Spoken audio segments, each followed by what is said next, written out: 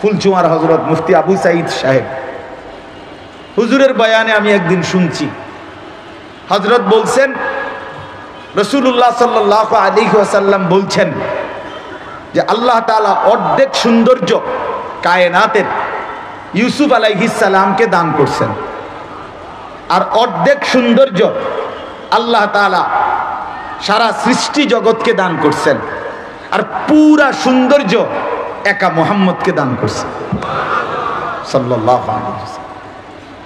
সবটা একসাথে আচে খুবা হামাদারান তু তনহাদার।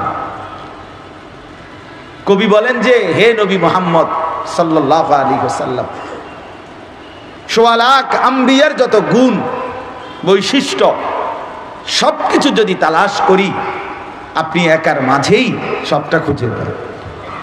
তু তনহাদারি, আপনি একাই সব, আপনি একাই সব।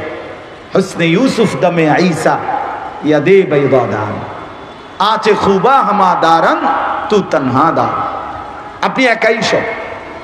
এজন্য রাসূলুল্লাহ সাল্লাল্লাহু আলাইহি সাল্লামের সৌন্দর্যের বর্ণনা সাহাবায়ে কেরাম, অগণিত সাহাবা, নারী সাহাবী, পুরুষ সাহাবী বারবার বর্ণনা করছে।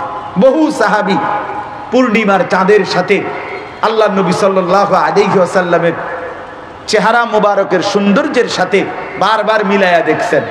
প্রতিবারই প্রত্যেক সাহাবী শেষ পর্যন্ত কসম করে এটাই বলছেন, ফাইজা আনতা আহসানু ইনদি মিনাল কামার, পূর্ণিমার ওই চাঁদের চাইতে ইয়া রাসূলুল্লাহ আপনি অনেক বেশি সুন্দর, অনেক বেশি সুন্দর।